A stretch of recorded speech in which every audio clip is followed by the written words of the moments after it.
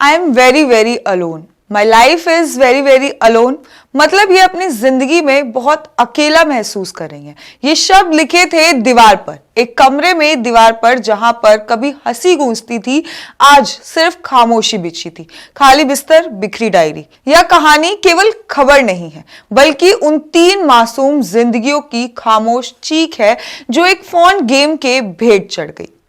गाजियाबाद की भारत सिटी, एक फ्लैट, 9वीं मंजिल और 3 बहनें जिनकी दुनिया मोबाइल की स्क्रीन में सिमट गई थी।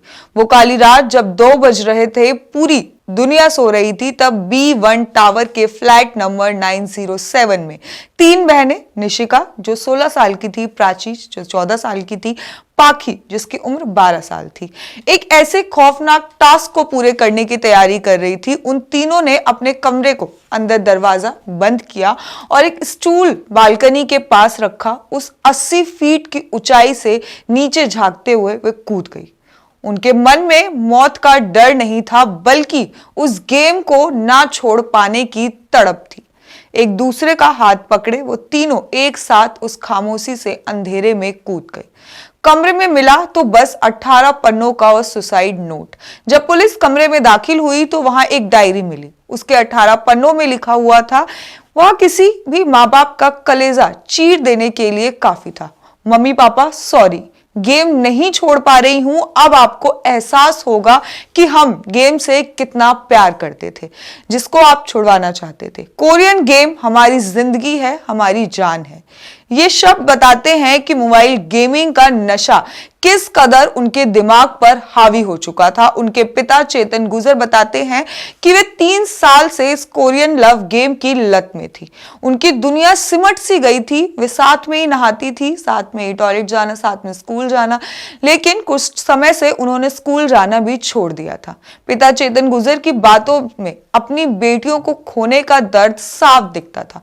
वो बताते हैं कि तीनों बहनें पिछले 3 साल से इस जाल में थी, और जब हमने मोबाइल छीना, डाटा, समझाया, लेकिन हमें नहीं पता था कि मोबाइल के अंदर कोई उन्हें हमसे भी ज्यादा कंट्रोल कर रहा है।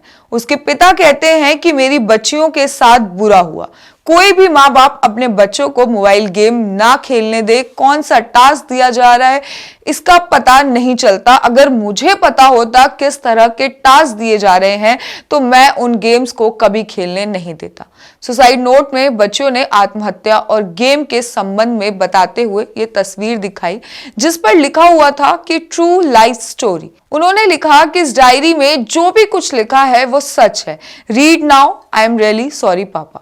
आपको बता दें कि लड़कियां पूरी तरीके से कोरियन कल्चर से प्रभावित थी। गाजियाबाद के डीसीपी निशिम पाटिल कहते हैं कि अभी तक की जांच में सामने आया कि तीनों बच्चियों ने आत्महत्या की है। हमने एक नोट भी प्राप्त किया जिसकी आधिकारिक जांच अभी जारी है। जांच में किसी ऐप का नाम नहीं है, लेकिन नोट में लिखा है कि लड़कियां कोरियन कल्चर से पूरी तरीके से इन्फ्लुएंस थी, इसी के चलते उन्होंने आत्महत्या की।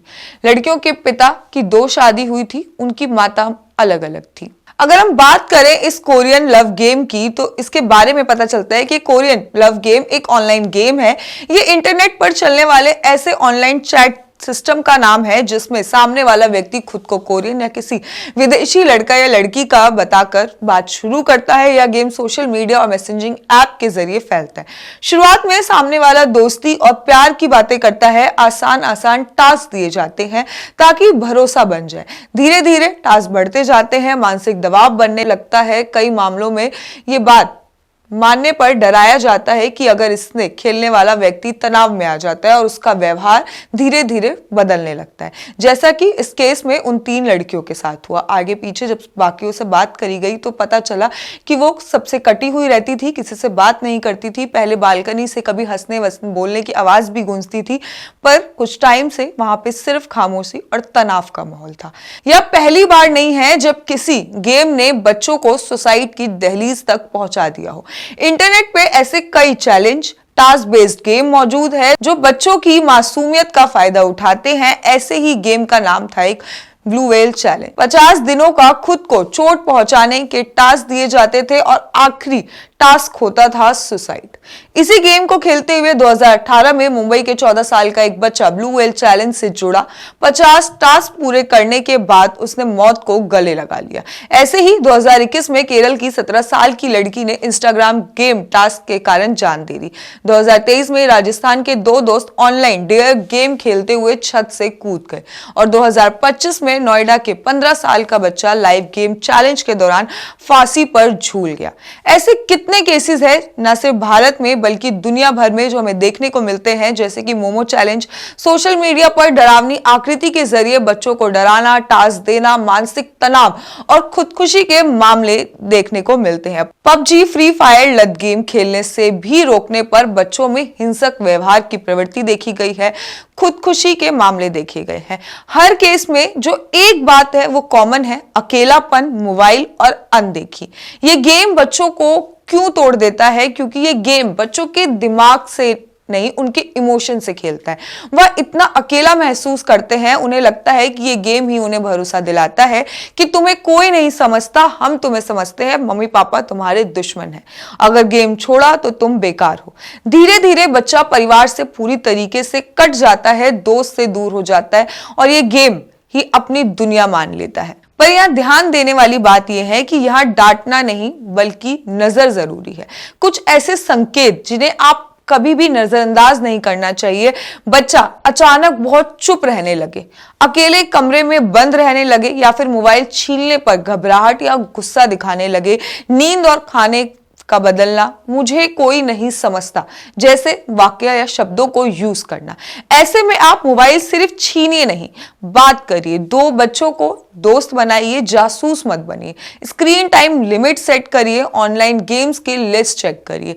रात को हो सके फोन उनके कमरे से बाहर रखें और जरूरत पड़े तो काउंसलर से मिले। आज के लिए इतना ही, धन्यवाद। हमारे साथ जुड़े रहने के लिए सब्सक्राइब करें देश रोजाना के YouTube चैनल को और नई वीडियो की नोटिफिकेशन पाने के लिए बेल आइकन जरूर दबाएं। अगर आप ये वीडियो Facebook या Instagram पर देख रहे हैं तो पेज को लाइक और फॉलो जरूर करें और ज्यादा से ज्यादा शेयर करें।